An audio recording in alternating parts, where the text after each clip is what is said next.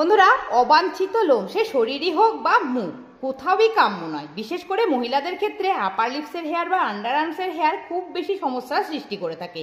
এই লোম দূর করার জন্য যে সমস্ত পদ্ধতি যেমন ওয়াক্সিং, থ্রেডিং, শেভিং করানো হয়, এইগুলি যেমনই বেদনাদায়ক তেমনই ত্বকের জন্য ভীষণই ক্ষতিকারক। তাই ত্বকের কোনো ক্ষতি না করে এই লোম দূর করতে চাইলে আজকের এই 100% কার্যকারী হোম রেমেডিটি মাসে 2 বার করে ব্যবহার করুন। তো এই রেমেডিটির জন্য প্রথমে নিয়ে নিতে হবে পেঁপের পাতা। পেঁপের পাতাকে ভালো করে ধুয়ে পরিষ্কার করে নেওয়ার পর এইভাবে ছোট ছোট টুকরো করে কেটে 1 বাটি পরিমাণ নিয়ে নিচ্ছি। এখন পেঁপে পাতার টুকরোটাকে একটা ধোয়া পরিষ্কার মিক্সির জারের মধ্যে নিয়ে নিয়েছি। এখানে কোনো রকম জল ব্যবহার না করে কিন্তু পেঁপে পাতার পেস্টটাকে রেডি করে নিতে হবে। যদি একান্তই জলের প্রয়োজন হয় তাহলে এখানে আপনারা পরিমাণ মতন অল্প করে একটু গোলাপ জল ব্যবহার করতে পারেন। এখন পেঁপে পাতার এই পেস্টটাকে একদম রেডি করে নিয়েছি। এবার এই পেঁপে পাতার পেস্টটাকে একটা বাটির মধ্যে আমি ঢেলে নিচ্ছি।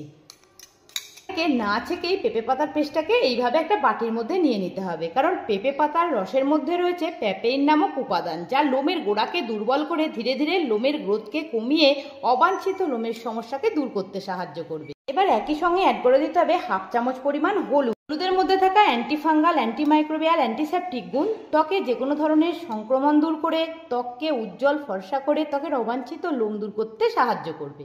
এবার এখানে অ্যাড করে দিতে হবে পরিমাণ মতন আটা।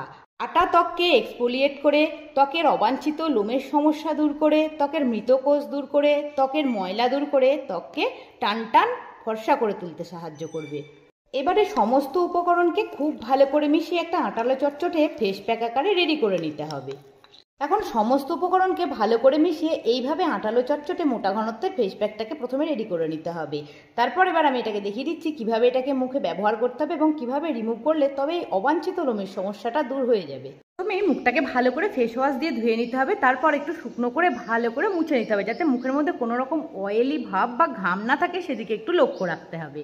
করে মুখটাকে শুকিয়ে নেওয়ার পর এবার বানিয়ে রাখা ফেস প্যাকটাকে খুব ভালো করে সারা মুখের মধ্যে লাগিয়ে নিতে হবে। চাইলে আপনারা আন্ডার আর্মস, হাত, পা, ঘাড়, গলা যেখানে যেখানে লোমের সমস্যা রয়েছে সেখানে সেখানে লাগিয়ে নিতে পারেন।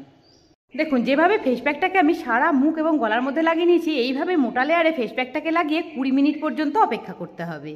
20 মিনিট পর যখন ফেস প্যাকটা একটু হালকা হালকা ড্রাই হয়ে আসবে, তখন 2 হাতের সাহায্যে ফেস প্যাকটাকে একটু আপওয়ার্ড ডিরেকশনে এইভাবে ত্বকের মধ্যে মাসাজ করে নিতে হবে। এতে করে যে শুধুমাত্র অবাঞ্ছিত লোমের সমস্যা দূর হবে তাই নয়, পিগমেন্টেশন বা মেচেতা বা কালো দাগ ছোপের সমস্যা থাকলে সেটাও এই ফেস প্যাকের মাধ্যমে রিমুভ হয়ে যাবে। ফেস প্যাক যদি মাসে 2 বার করে অ্যাপ্লাই করতে পারেন তাহলে চিরজীবনের মতন মুখের মধ্যে অবাঞ্ছিত লোমের সমস্যা একদম দূর হয়ে যাবে। ভিডিওটা সম্পূর্ণ দেখার পর ভালো লেগে থাকলে ছোট্ট একটা লাইক করবেন। চ্যানেলে কোনো নতুন বন্ধু এসে থাকলে চ্যানেলটিকে একটু সাবস্ক্রাইব করে নেওয়ার অনুরোধ জানাই।